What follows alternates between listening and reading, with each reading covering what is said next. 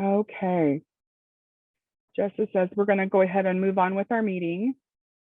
My name is Jessica Callahan, and I am the acting chairperson. So Stephen, he's attending. We'll have turn the time to him. And he says no. He says, go ahead, Jessica, and start the meeting. Okay, thank you. Let me pull up my agenda.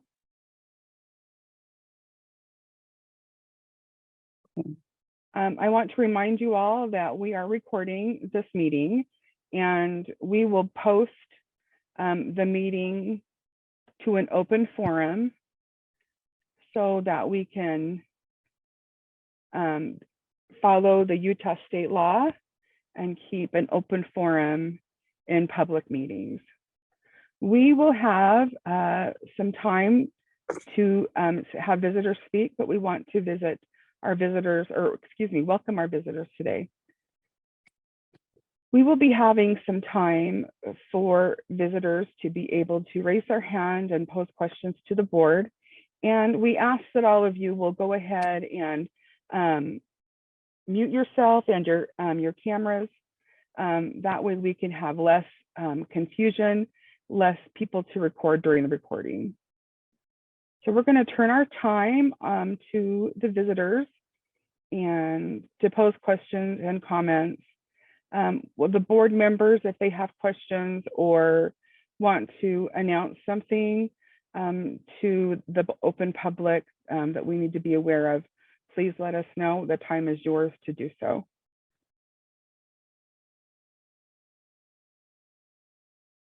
Tiffany, hi. Hi back. I want to ask something related to UIP certification and the renewal. I know that now with RID and the CREDLI requirements, that process is a little bit different compared to years past. So this year, just yesterday, submitted 3 hours trying to renew my CREDLI stickers, and they weren't accepted into the program. I worked with Karen quite a bit, and I noticed the problem is still there. It hasn't been resolved yet. They haven't been approved, and I have not gotten my renewal. I do have a meeting set up with Karen tomorrow, I believe, but the process shouldn't take 2 or 3 hours for somebody to renew. And so my other issue is, and more question, and it's regarding CEUs. I have noticed that their website, there is a form for each workshop that's attended, but no place recommended, no RID app. Do I have to download each individual CEU opportunity? Those are a big challenge just for expedition of getting that renewal finished. Yes, I'm going to answer you. And that's a good question, Jessica said.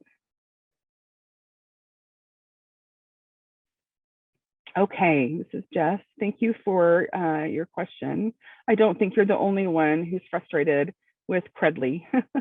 I actually, just before our meeting started, I engaged with a conversation with Allison about CREDLI and that process. Part of the process that I see is maybe you're experiencing 2 different challenges, and they're 2 separate issues entirely.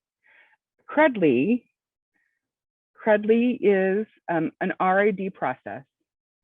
They changed their process. They don't send out membership certificate cards anymore, RID cards. They only use this CREDLI system. CREDLI has 2 different kinds of badges that prove that you have certification. One is just a general certification. It's the very first certification. If you want to see the exact badge, you have to go through the website, find the certification that matches. And as UIP, we don't recognize just a general certification. We recognize the specific certification. And many interpreters feel challenged by them, having to go through the Credly website, find their exact specific certification, their badge, and show to us that I am RID or I'm NIC or whatever certification they may hold. And that's a challenge for many people, and we're all experiencing that. It's a challenge that is unfortunately out of our control. So we're stuck within the system the RID has chosen to use. The second issue, and that's with uploading information. And we are working with our IT team trying to resolve that process and make that process easier. There's a lot of reasons behind why it is the way that it is. It has to do with our server and our system blocking people uploading information. And we are working through that process. I wish I had a specific answer for that. But if people are frustrated to the point where they can't upload it, we tell them to just physically send it to us so we can see it. And then the system requires us to upload something. So something has to upload. We can't just do it ourselves. So we are stuck also within the system itself.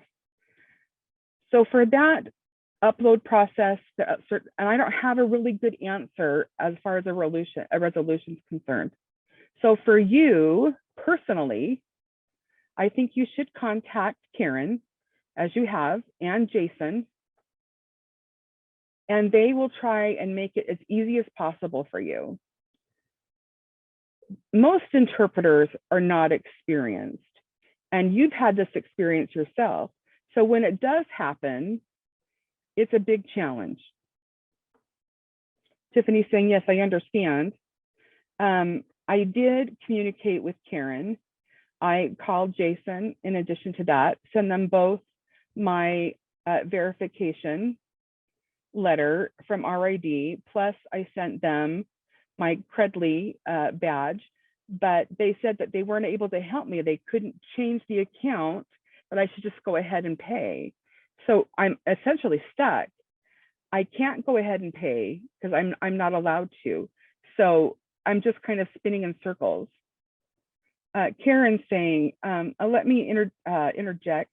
This is Karen. I emailed you and I was planning to meet with you through Google Meet, and I could show you how to go through this system, and it may make it better for you. So we can do that either today or tomorrow, which is best for you. Tiffany says, I will email you back, Karen. I did email you, I think, already, but I will follow up with that. I'm glad that you know that it's an ongoing issue and that you're aware. And hopefully, within the year, we can get this worked out. So thank you for already addressing that. I'm wondering if UIP or anybody, do they have people that work with that system elsewise, that maybe they have a better experience in how to deal with it? Just as saying, are you saying our UIP system or RID system? I have a problem with the RID system, Tiffany's saying, but I am struggling with the UIP system. So I'm trying to upload my badge and etc. And that's where I feel very frustrated. But thank you for trying to resolve it. But I'm just wondering if somehow UIP might be email the people who have RID certificates and warn them that there is a frustration, there is an underlying problem. It's not planned. Because like I said, I didn't have the time to spend 3 hours trying to upload my information yesterday, and that was quite frustrating. Oh, Jess says, I'm sorry. Again, I apologize for your negative experience. Most, I would say 90% of RID certified interpreters have not experienced what you unfortunately experienced. So as far as sending a warning about your experience, I don't want to put that kind of thought out there, that negative thought in there. So will they have a problem? Won't they have a problem? Most don't experience that. So we are trying to upload. So if somebody's struggling like you did, we want to be involved in that process that same day so that you don't have to wait. And we hope that through your experience, you contacted UIP and said you were struggling. We contacted you back right away, and we are working with you right now to give you closure as soon as possible. So I hope that your experience won't take a long time as far as a staff member to contact you. Yes, thank you. And also, can maybe we, Tiffany, I'm sorry, I missed your finger spelling. UIP what? Transcripts that show our CEUs. Can we upload that paper as proof, or do we have to upload each individual CEU? That was your second question, right? Okay. In regards to CEUs, each workshop has to be uploaded individually. We strongly recommend that you upload it as you earn them. So you attend a workshop, upload it right after you've attended that workshop, and then wait rather than wait. And then it's time for you to renew, then you have to upload every single one, and it takes a lengthy process. You can upload your transcripts, but you still must upload each individual workshop. And the reason why we have it set like that is because sometimes people think, oh, did I upload that workshop or not? And then they look and they upload maybe the same workshop and it's been uploaded 2 or 3 times. And if so, we can you just need to upload one transcript.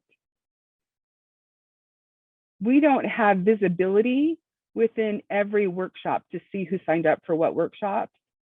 So we could just give you 32 hours for your transcripts, but we can't see the workshops individually. So later when you upload another workshop that happens to be the same workshop, we are in a very tough situation having whether to recognize if you've uploaded it twice or not. So that's why we require for it to be done for every workshop, excuse me.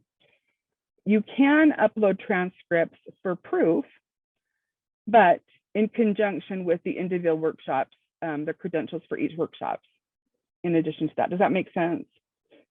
Just Tiffany says, yeah, I understand. Once again, we are working with our development team, and we're trying to make the process a lot easier.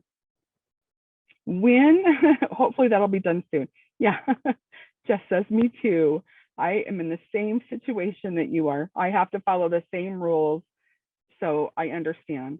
And uploading everything one by one, it does take time. It's time consuming. But working with the development team as we are trying to upload a transcript at a time and then be able to link the different workshops. But again, when that will happen, I can't predict that. It's going to depend upon their timeline and their ability to have that work done and the money to have that work done. So I can give you many, many excuses. Are they sufficient? No, but I do feel your pain, I do. And we are working hard to resolve that. Thank you, thank you. It sounds good, Tiffany says. This is Jessica. Okay, thank you. We have a few minutes left. Does anybody have any announcements for the general public or any comments to make?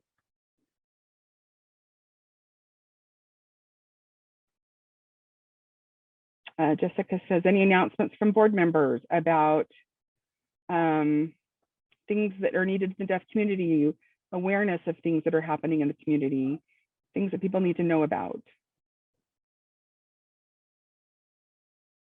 Okay, let's move on to the second agenda item.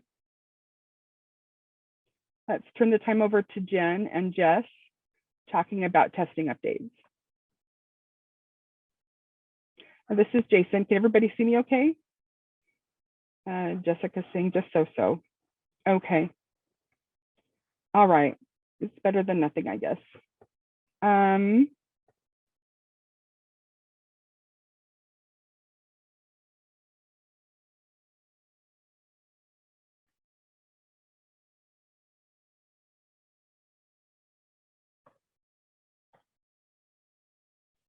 Hold on. This is the interpreter. I can't see Jason. Will someone let him know, please?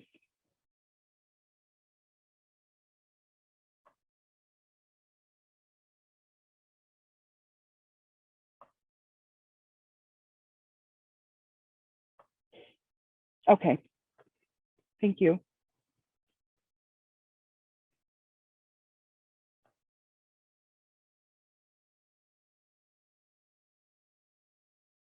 Okay. Yes, I can see him. He's asking if the interpreter could see him. I wanted to show you some testing information.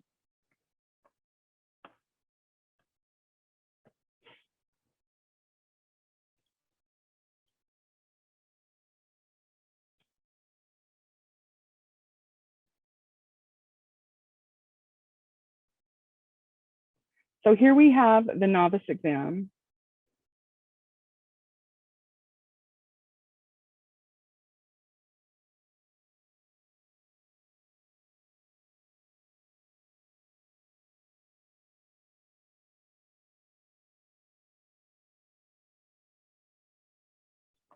I'm waiting for the DI. Hold on.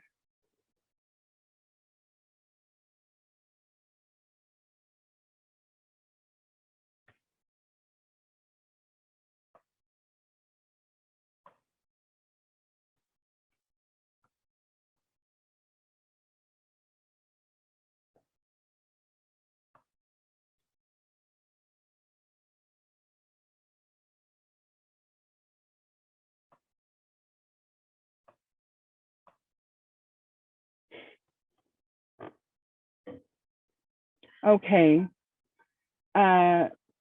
Stephen, I have a question. He has a question. Is this for the year 2022 or 2023? We haven't reached the end of December of 2023. So I want to make sure where these numbers are retrieved from to present. This is based on, Jason is saying, this is based on May the 5th. If you look at it's 2023 year to date. YTD stands for year to date. Is that clear, Stephen? He says yes. Okay. All right. This is the professional level test.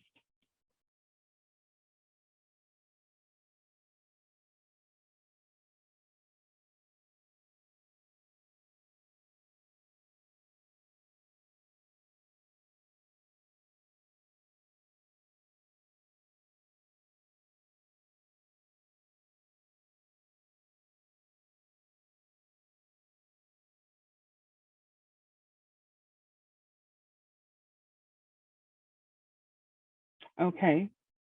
Moving on.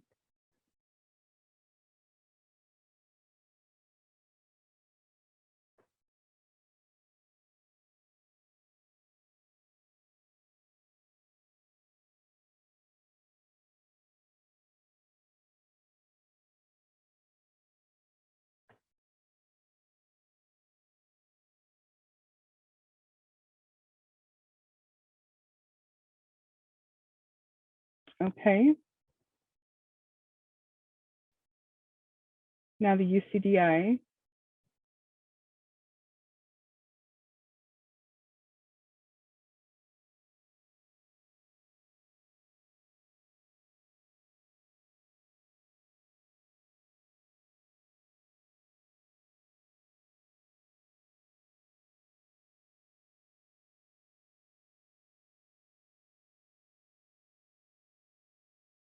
Okay.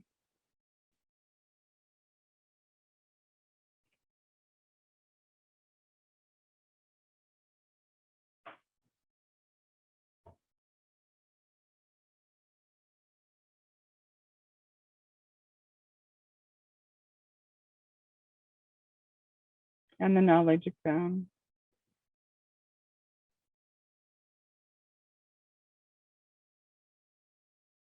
And the hearing knowledge exam.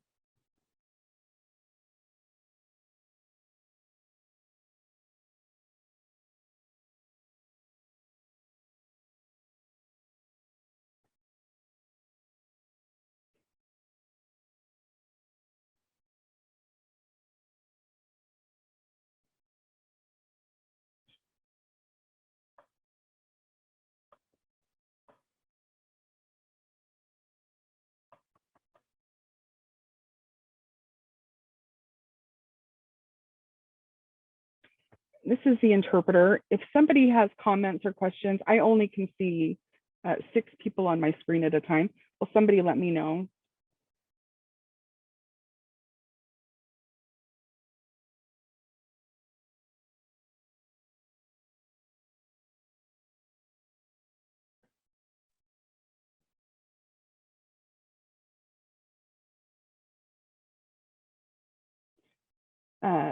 Do we need to switch interpreters?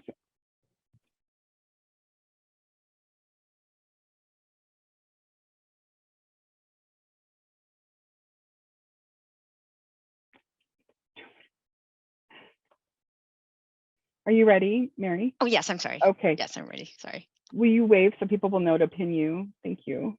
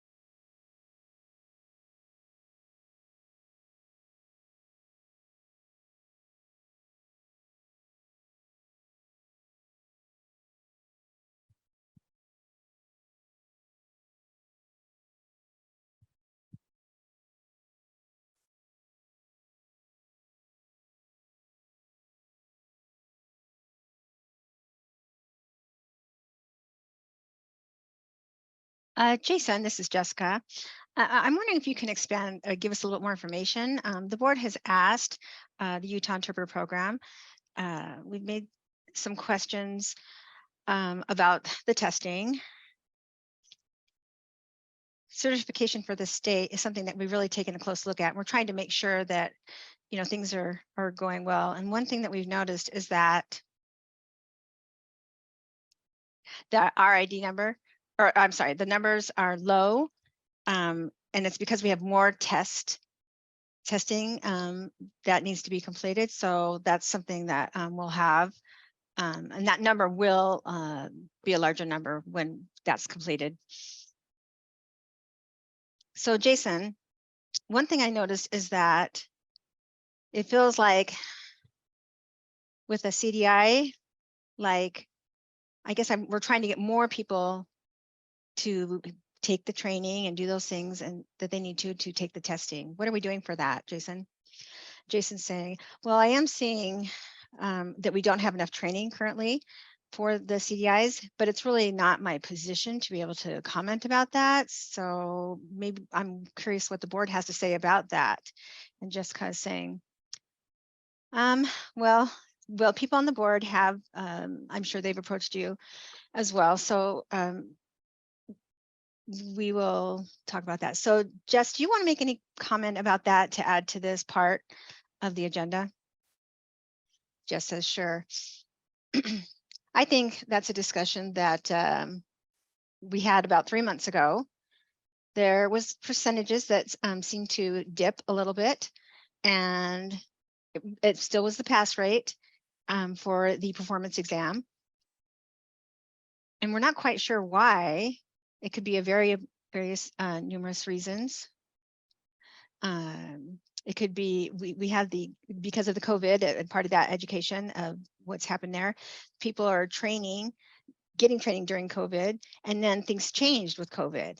And so we've had that switch that's happened. And so now here we are 2 years later, and we're starting to see the impact that COVID has had on that, the changes since COVID has impacted our lives. So I'm really not sure what the answer to that is.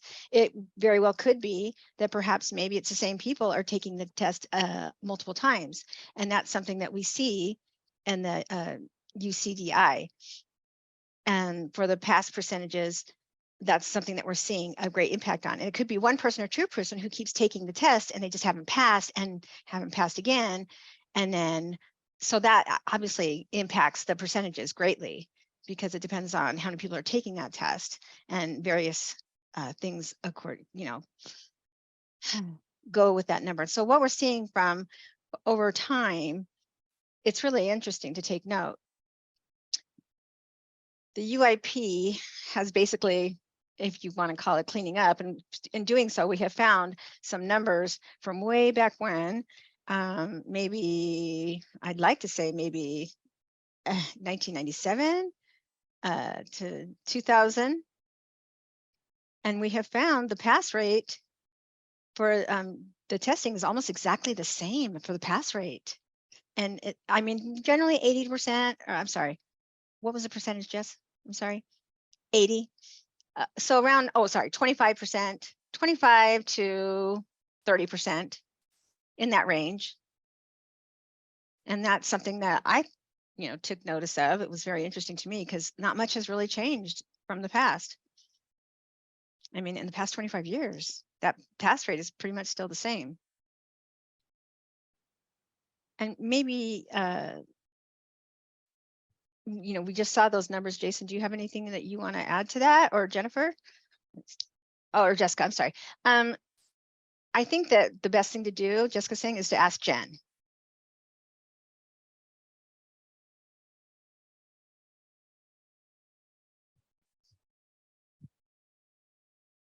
Wait, this is the interpreter. I'm not seeing anyone. So hold on. Mary, if you turn your view to gallery, you can see everybody. Okay, and Stephen Ehrlich is speaking. Okay, I am on gallery. I'm on gallery. Do you not see the CDI over there. Okay, mirroring? sorry. Okay. Sorry, apologize. Dang it. Sorry.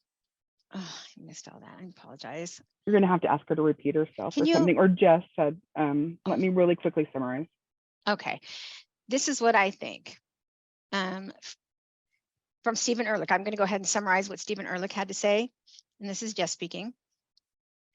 Can we see who successfully passed for the CDI testing?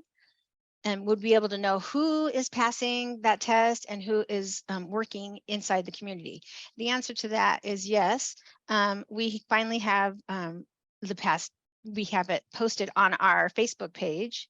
We have a Facebook group page, and monthly we post there, and we kind of try to give them a big hoo-ha for those who have passed the certification. And we do that for the novice, we do it for professional, and we do it also for the advanced and for NIC. We're trying to work all together, and we're trying to make sure the community celebrates with these newly certified interpreters.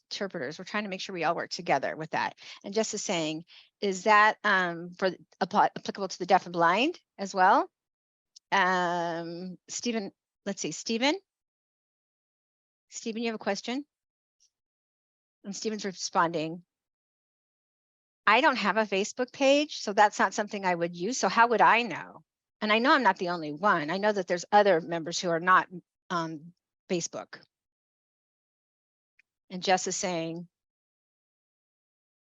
wait, we're back on Steve Ehrlich. I remember back then when Jess took over, Trenton had a high success rate. And now things have changed, and we use Facebook, and there are some things who are missing, some people who are missing that information that they received through Facebook. And Jessica is saying, yes, you have a very good point there. And Jess is saying, in general, our general policy is, if something is crucial, that is something that we will make sure we email out to everyone. If it's something that is not crucial, or critical, then that's something that we post on other like sites like Facebook. And we do realize that not everyone's on Facebook, and that's one thing that is important, that's critical, like I said. So if it is critical, then we will always email that out. We do have approval for being able to post on Facebook. Our legal team says that's something we can go ahead and do, and so that's what we've been doing. I've been trying to see if we can post, and there's some things they say we're not able to, like for those who interpreters whose certification has lapsed, we might say we hope that we can see you back, but the attorneys are saying that that is not something that we can put out there for the interpreters who have lapsed. So we have a list on the internet that anyone can access, and we are required to have that list by the attorneys, by law, excuse me, and the official changes are always posted there on the website. So if their name is missing from that list, then you can know that they're no longer certified.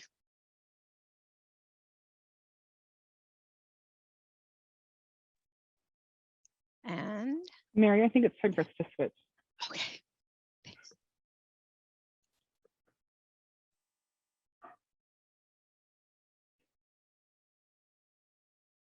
Okay. That just is saying the new CDI will be posted. We'll have a list posted.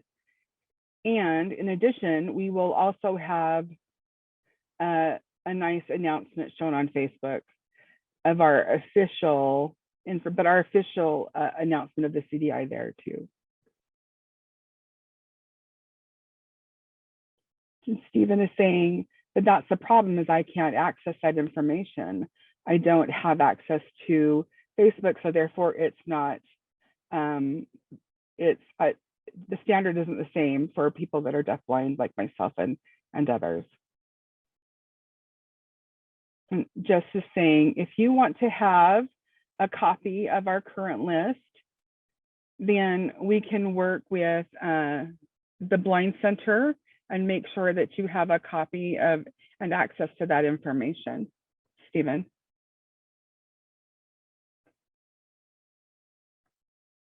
But why do we have to depend upon the Blind Center, he's asking.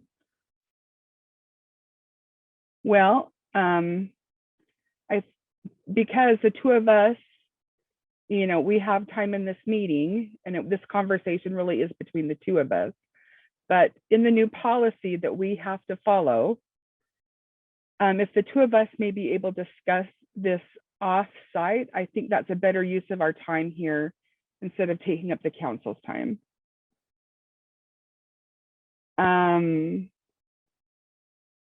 Jessica's saying, I just think Stephen wants to have equal access to everything, and it looks up to UIP for providing that equal access and finding a solution that's helpful for the deafblind too.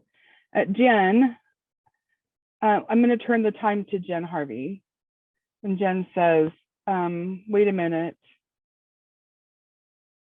I'm sorry, interpreter with Stephen, I can't see you. Say it again. Yes, please, repeat what Stephen said. Wanting to know if we can set up an appointment for Jess and I to meet one-on-one and make sure we get an interpreter in the room so they know about access. Jess says, yes, I can do that off-site, yes.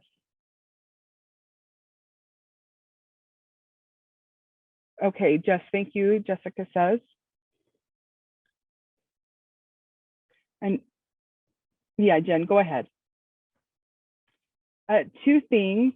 First is interpreters who have lapsed. I want to clarify. People that have been removed, meaning they have formally were on our list of names of people who who worked and who have lapsed. Do people actually look at that list? If they tend to, there's a time that will show what, like, the community will see, oh, a person has lapsed, they've been certified for this long, but they don't look at everyone, but just people that they know, specific people that have lapsed. And since that's been an issue, I think with the new rule, we need to make sure that some of the names that have been longstanding have been removed. Just as saying, okay, so the names of the people who have lapsed, we don't market or advertise that in any way. And just as Jen is asking why, when I took over this position, it was just always done that way. I don't know why. I did ask if we could advertise or announce people who have lapsed, and I was told outright no. So that through that, I contacted interpreters and agencies and said, please make sure that you have a process set up within your system to verify certifications for interpreters every year annually, and just to make sure that it's effective. So the agencies, but what about the communities? Jen's asking. If we say same interpreters come in and we don't know and have knowledge of them lapsing, there needs to be a list. I would encourage further discussion on that, because Utah RAD, I mean, UYP is responsible for getting that information known and spreading that information through the state about people who have lapsed. And I think that's appropriate for you guys to do and to handle, because that is the expectation of the community members. Also for people that have just passed, a new interpreter who may show up to an appointment or whatever, or somebody who may have the same certification. I think that there's a system it's needed for the community, because there's no way to recognize that information otherwise, because it's easy for people to slide through the system. So once again, I would encourage discussion further on that topic. You win, Joseph. I think that we need to say that it is UYP's responsibility for tracking that information.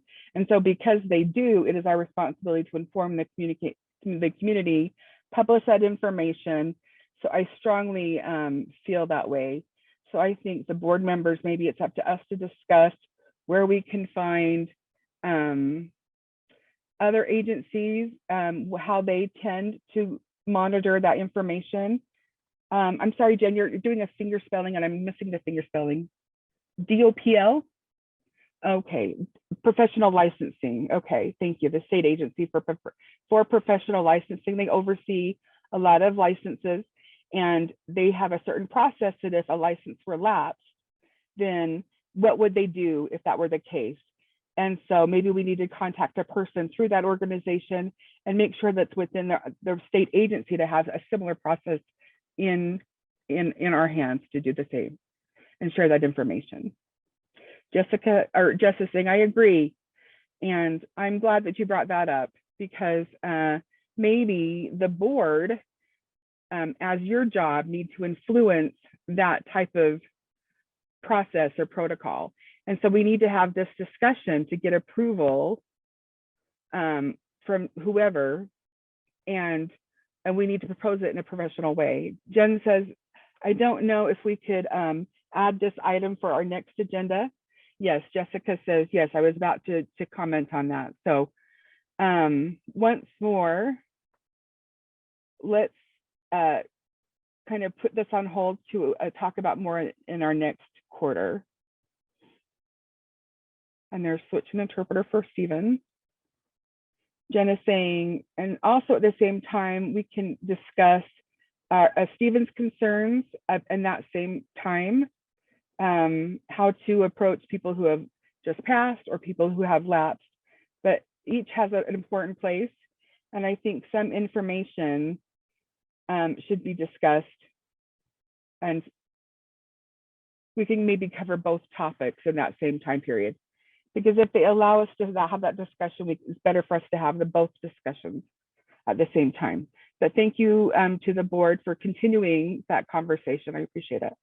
And then also my second comment I still have left to talk about. My second comment was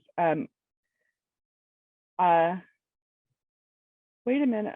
Sorry, there's too many conversations going on. The interpreter's having a hard time. Ben is saying somebody said no. Who was it that said no, Jess? When you tried to convince them? Through the chains, the lawyers, my supervisor, and then to me, that the answer was directly from the state law office, the state lawyer office for DWS. Ben is asking, yes. And did they state a reason why they said no? It just says no. Nope. It was just an answer sent back to me, and I can send one up to them. Just recently, I think there was an announcement that passed maybe 3 months ago that we could, I asked at the same time, hoping to get an easy yes, that we could pass it, but that we could announce who lapsed. But it required almost 6 weeks, I think, for them to go through their chains of command and to give me a direct answer. So it was nice if we could get just to get an answer. I don't know whether it be what we wanted or not. Jen says, can I add something? Since I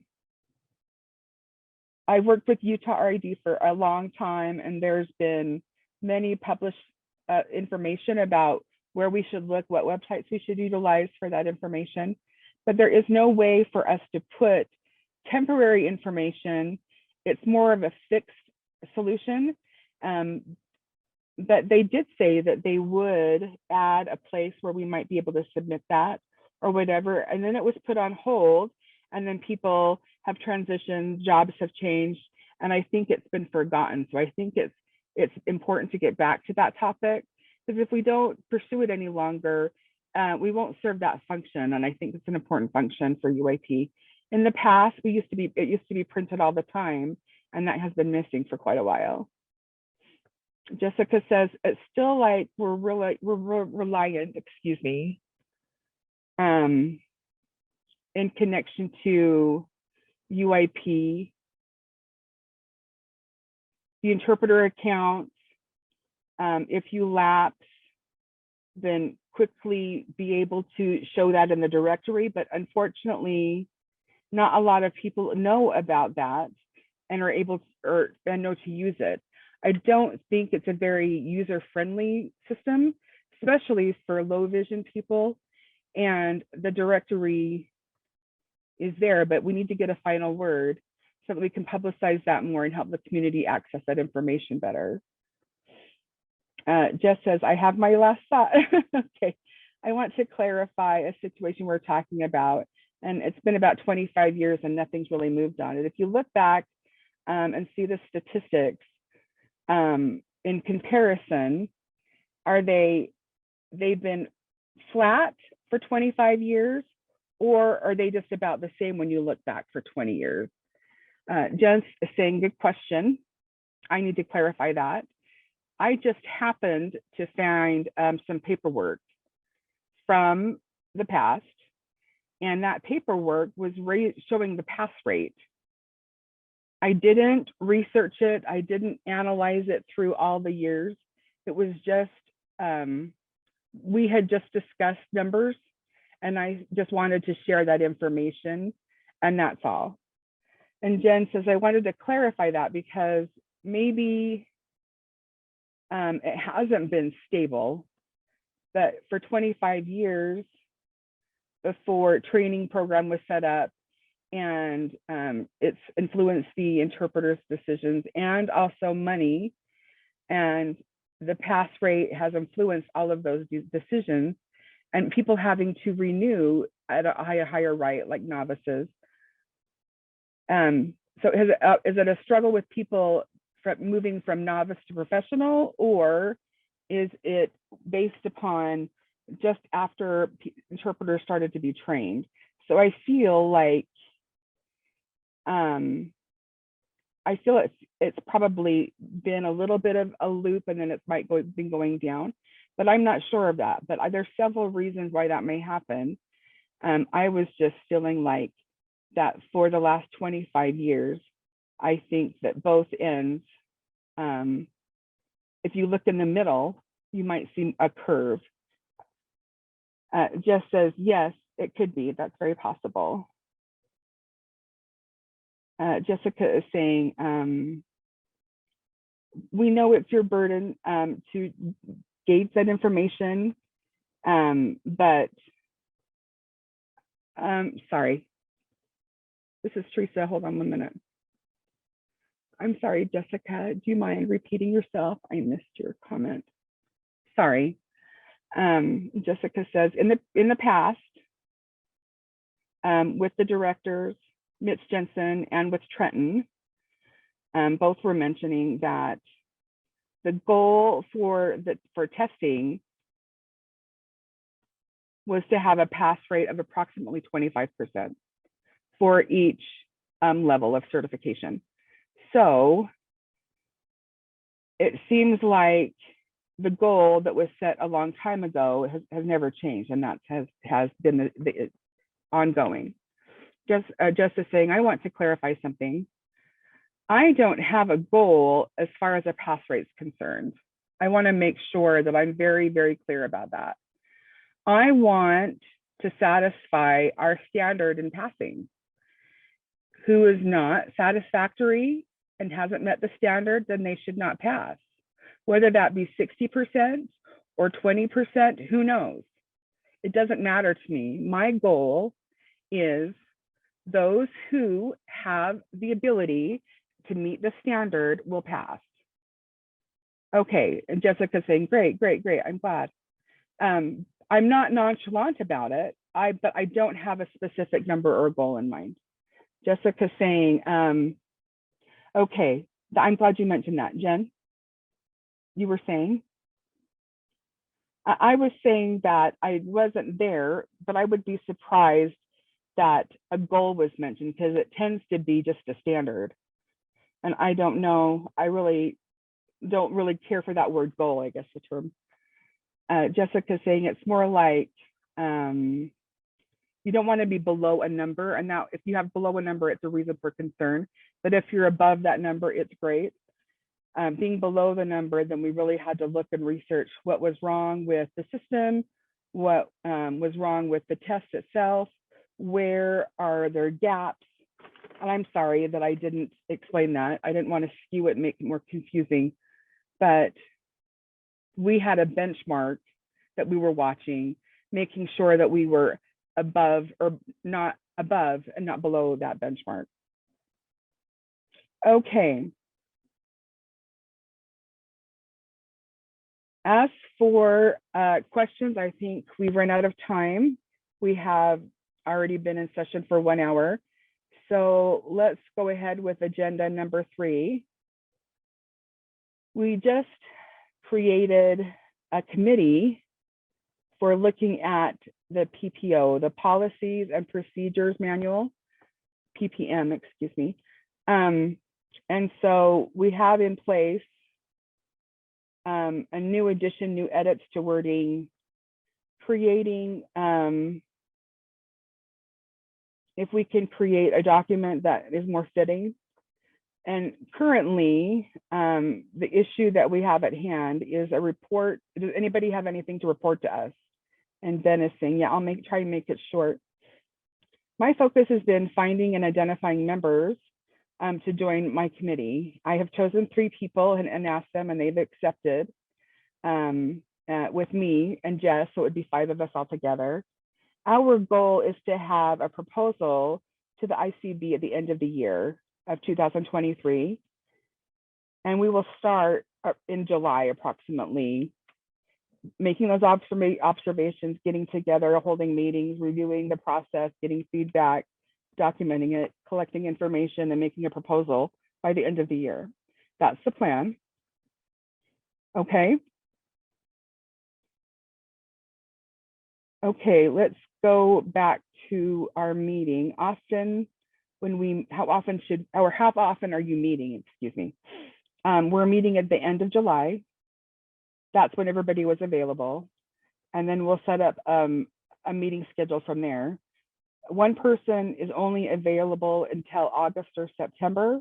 Another person is only available in July. But the people that I've selected are a great group of people. So I'm not really worried about making a timeline and being able to work things out. But we'll start that process in July's meeting and probably do so once a month at minimum to keep the process ongoing. Okay, Jessica says, thank you. And hold on, I think it's time for us to switch interpreters.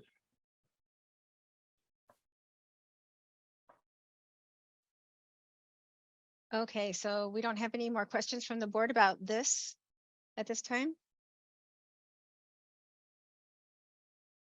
I was waiting for the other interpreter to switch as well for Stephen. Are there any questions from the board about this new committee that's being set up and the reasons why it's being set up?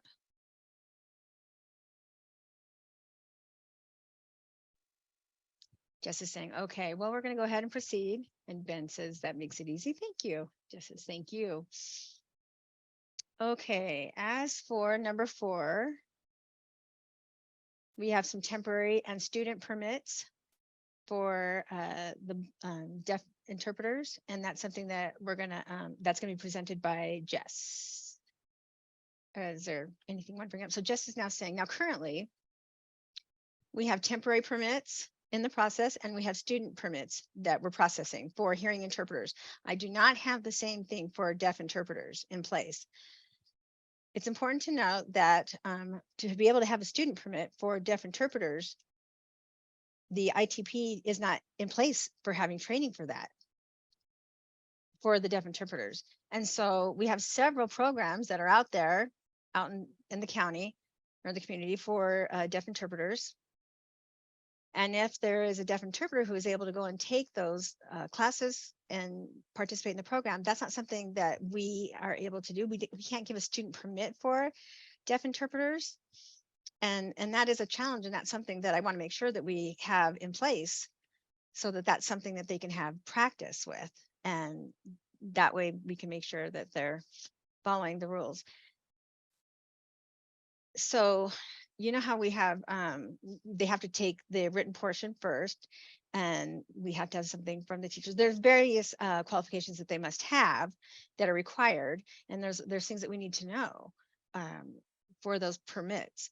And so that's something that the board, I want to present that to the board to be able to set up something as far as a committee, as far as being able to discuss some of the requirements for the deaf interpreters who are wanting student permits. And Jess is saying, I have a question about that. For the students, for the temporary permits that we're talking about, they might be in a program, they might have a mentor, somebody who's supervising them and making sure that they are able to observe their work and see how they're doing. And I know that we need to see the gaps and, you know, be able to figure out if, well, we're just trying to figure out how would that work with a deaf interpreter who's getting a temporary permit, or a mentor who's not able to observe and to make sure that of the accuracy. Who's doing that? Who would be responsible for that? That's my question.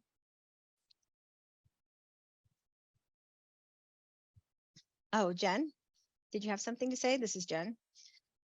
What I envision is for the hearing interpreters to be any certified interpreter.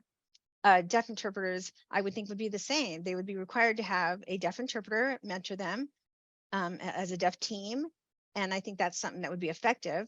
And I'm thinking that maybe that's something you can propose to the board and the committee to decide on that. But I'm thinking that you could say that any certified interpreter, an ASL certified interpreter, would be able to meet that requirement to be a mentor. That's an idea that I'd like to throw out there. And Jess is saying, well, while we're trying to take a look at the whole program and what's involved with the temporary certifications. And so if there's any hearing interpreter who goes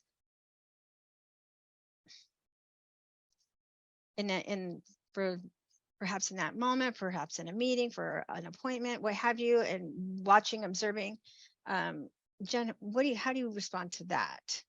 Jen saying, I need to clarify. So you're talking about hearing interpreters and going all the time as mentors, Or are you talking about student interpreters?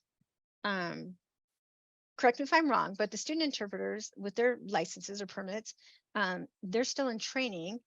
They may be in some sort of program, interpreter program, and then when they finish, they apply for a training position that allows them to work with a team. And sometimes it's the same interpreter, and sometimes it's through an agency, and so that can mean it's a different interpreter every time, potentially. So it's not always the same person. And that just means that it has to be someone who is a certified interpreter that's supervising their work. Am I wrong with that?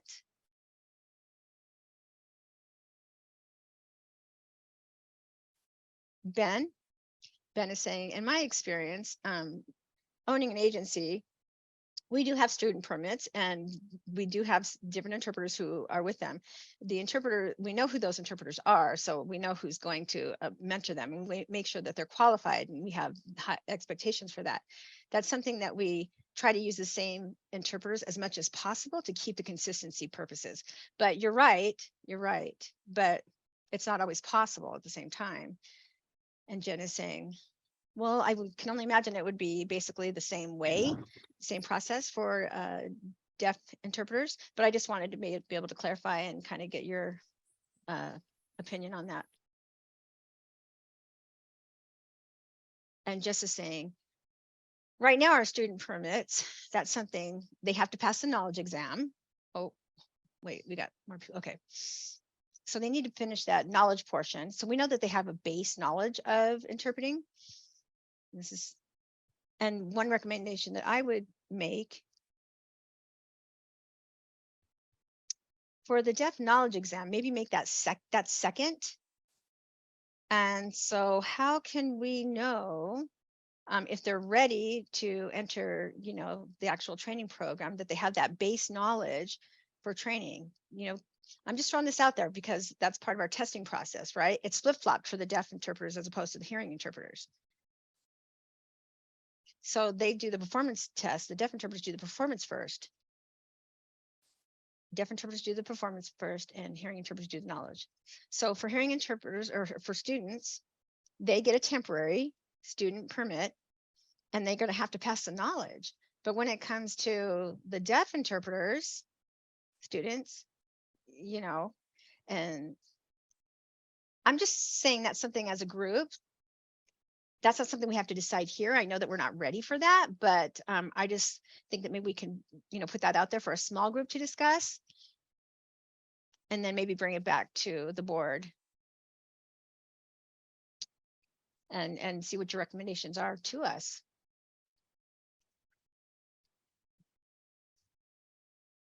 And Jessica is saying, well, I want to table that discussion so that we can go ahead and, we can try and set a committee like that up. Ben. Jess, I'm wondering, you were talking about the student permits and the temporary permits.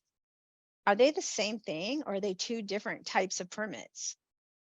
And Jess is saying, thank you for asking that clarification. They are two different kinds. The both of them have time limits. The temporary, you have to apply to be able to work as an interpreter for an agency, and so it's something that you do together.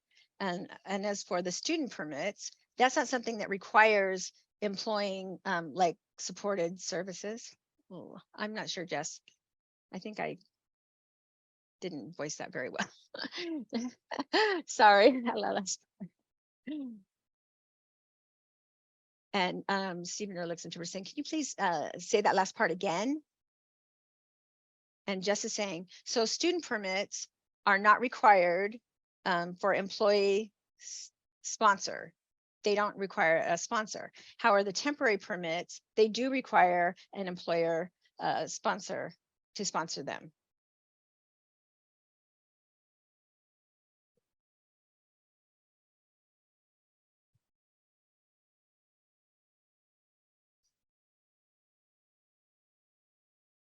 Jessica saying, I guess I'm really just trying to see, understand the temporary versus the student. and how we can support that, and how they have sponsors, and trying to understand the schooling program versus employment sponsored. I'm just trying to make sense of that and what would work for a CDI, for a certified deaf interpreter, to see if they need to have a sponsor, or if they do freelance, or how exactly is that going to work out. And Jess is saying, I think the answer, I think that that's something that we're going to have to create something new. I don't think we already have the answer for that as of yet. And Jess is saying, okay. All right, well, thank you. Ben is saying, if we're talking about the CDIs, the one thing that I've noticed is how many CDIs that we have. There really aren't many. There are many deaf people who are interested in wanting to become CDIs. They want to get started in that process, but that's something we've discussed before, but we don't really have a lot of training opportunities. And so that's something that we need to maybe develop a better system with that. I'm wondering if with the permits, perhaps there's a way, maybe there's a way we could be less strict when it comes to the deaf people as opposed to the hearing interpreters, because of the amount of hearing interpreters completely is such a larger scale than there are for the deaf interpreters. And so we might be able to get more deaf interpreters, or people who are interested in becoming deaf interpreters. And maybe we could still have a mentor program or something of that nature as we start to get it up and running. I don't know, just throwing that out there as something to think about. Jessica's saying, Jen is saying, I don't know if this makes sense, but as far as that let's see, the PPM, policy and procedures manuals for the student and for the temporaries, I'm wondering if we could just do the same committee to be able to talk about that and to come up with, maybe the correct language that we could use and bring it to the board for their approval first, and make sure we're on the same track and have that type of discussion. And Jessica is saying, to clarify, so the PPM, the policies and procedures manual, is to create policies, and is it to review policies, or is it for both policies and procedures? And Jennifer is saying it is for both. It's not to create, but it's more to recommend for the board's vote. And Jess is saying, okay.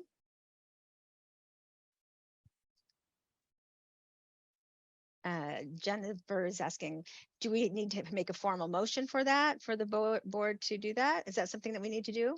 Have a formal motion? And Chica's saying, no, we don't have any formal votes today. Oh, Jennifer's saying, we're not voting today? And Chica says, I don't think so.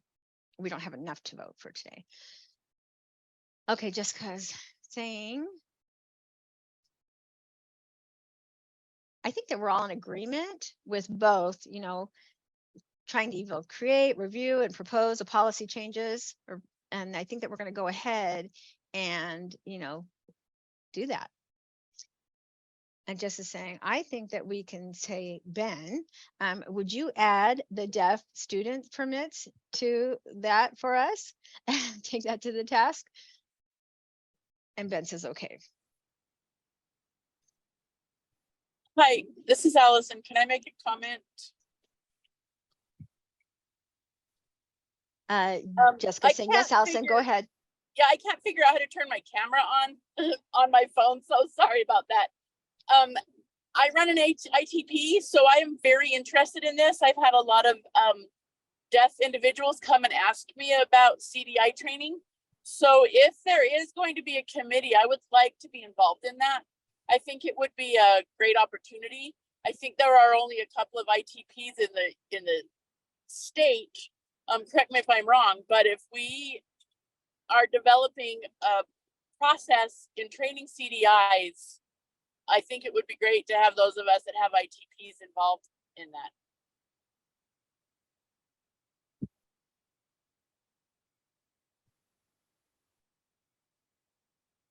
And Jessica saying, Jen. And Jessica saying, I don't know that the PPM is going to be able to do that. I think that it develops the processes for the CDI to get a temporary license or a student license. I'm not sure if you're on the committee or not, but they will type up and give it to the board for them to be able to give their feedback. Okay. But that's not something, I'm not quite sure, for HR reasons. they're not developing a training program. That's just something that they could like try to do the process for getting approval for if they can work or not. Okay, I guess I can only speak from my experience where I have been asked several times in this last year about programs like this. So I know that it's needed. So it's just, I'm just throwing it out there. I'd love to be involved in that if somehow it comes up. And Ben is saying thank you. And Jessica saying Stephen. I would like to ask for clarification. So we're talking about setting up an ITP program for CDIs only. Are you saying that would be separate from the hearing interpreters, or would it be applicable to both hearing interpreters as well as certified deaf interpreters in the interpreter training programs? And perhaps we need to add more for the CDIs. I'm just asking for clarification on that. And Jess is saying, or Jessica is saying, Jess, can you respond to that? Jess is saying, in relation to the actual training, that's out of our scope. We're only here to be able to support those, the certification process. And as I see it, one of the things that we can do to support the deaf interpreters and the development of that is to be able to provide the process for them to be able to get student permits. And that way we can get them out in the community working, and then they can get the experience that they need to be able to pass the certification test. So that training program, that's not something that we have in place. We don't have that. But for ITP programs or other programs that are out there, maybe our deaf students permits are different. Maybe they don't have to be, you know, like official students who are in an ITP program. That's something I just don't know about. And that's I think that would be a good group discussion to for a committee to discuss and bring it to the board. Stephen?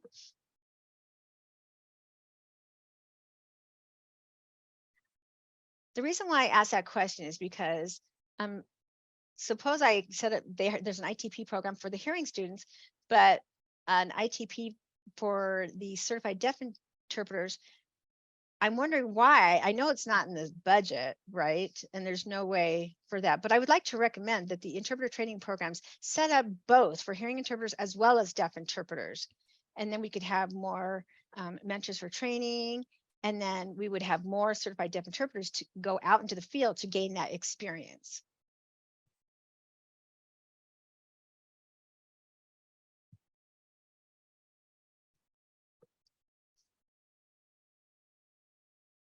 Jess is saying, yes, that would be nice. But again, is it the board's responsibility? That's not something that we can really do. It's up to the schools and the programs. We are limited with what we can get going as far as processes.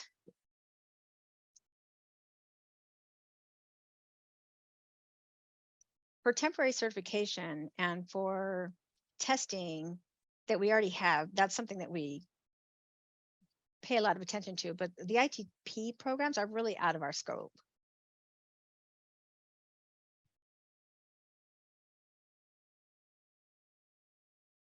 Stephen? I don't agree. I remember back in the day, I lived in Seattle, Washington. There was a college there, SCC Community College, and they provided an ITP program. This is something that I remember, and they did have deaf interpreters who participated, and they were able to proceed and go ahead and get their certification. And I think that's something that we might be able to utilize within our area where we have deaf students who become CDIs. And I think that we could have more classes that would be beneficial to them. And Jessica is saying, in the real world, that would be amazing. That'd be great. Jess. And Jess is saying, Stephen, I agree. I think all of us agree with you. We need to have more training for deaf interpreters. There's a huge need for that. 100% we believe that. And if there's anyone here who wants to be able to, take on this project, that's something that I encourage you to do, and encourage you to contact an ITP program as individuals. Get out there, talk to those interpreter training programs, and see what you can personally do to help set up more training opportunities for those deaf interpreters. Talk with those who provide the different trainings. That's something that this group is not able to provide. We're not able to provide that training. And so that's out of our scope. However, each of you as individuals, that's something, as you know, a private person, you can absolutely go for it. Just do it, make it happen. Hi, can I interject? This is Allison again. If anybody would like to send me some emails, I would love to get, sorry, I would love to get some kind of feedback or guidance of where to even start training CDIs. I perfectly love to get this kind of information and feedback if we could create a parallel something training. I don't know if Connie Spanton-Jex is still on here, but as far as ITPs go, I am perfectly open to information if people wanted to send it to me, allison.hamilton@utahtech.edu.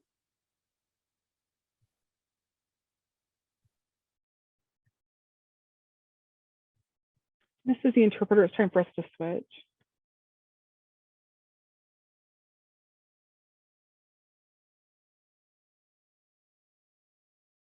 Okay, go ahead. Oh, I'm sorry. We should wait for Stephen's interpreter to switch too.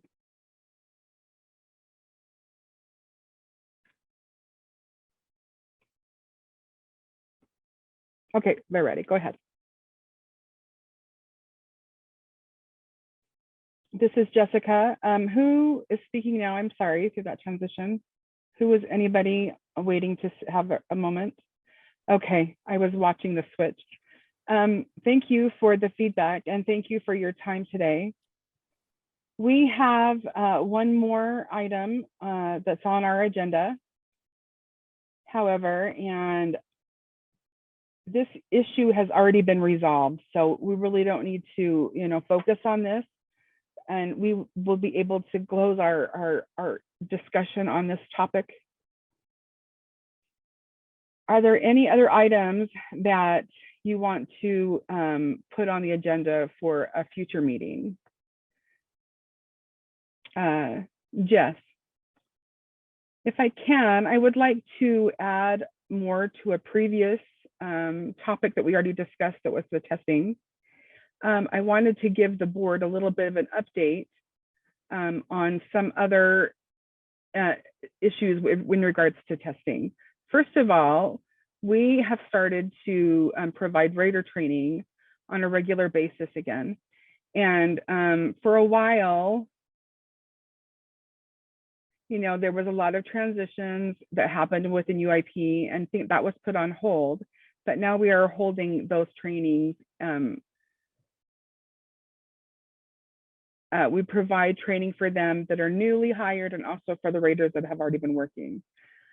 In addition to that, second thing I wanted to let you know, is our test, we follow a schedule. The first of every month, the first week, when people do mocks, the second week, we provide the knowledge test and some of the performance tests. The third week, we provide the performance test. And then that last week, we do it for whatever we need. So that is very structured for us and for people who are taking the test. Starting in July, we will make a change. And the reason for this change, I will explain. If I were to come in and take the knowledge test that second week of the month, that means I wouldn't be able to take the mock until the following month. And if that didn't work for my schedule for taking that test, I would have to wait 2 months out to take that test and follow that process. And it would be a long time for me to be able to go through that certification. So in July, we will offer every kind of test every week throughout the month. So we will have some mocks, some knowledge, and some performance every week. And so when people pass one section and feel ready to move on to the next, they don't have to wait for the following month. They can take it the next week if they want. And I hope that will help people move through that process faster. Okay. And so I just think that was a good change that we've made and something that you all can look forward to, and that we might be able to measure and see how that improves or maybe doesn't help, doesn't improve what we offer. But there has been a change to that system, and I wanted to give you all a heads up in regards to that. That's all from me. Jessica saying thank you, Jess, for being a part of our board and for being here. I appreciate all of you for being here today and being a part of this meeting. Our next meeting will be held in September. Otherwise, I think it's time to adjourn our meeting. People are saying, okay, all right, thank you. Oh, somebody second. Okay, David said I second it. Have a good day, everybody. Goodbye. Bye, everyone.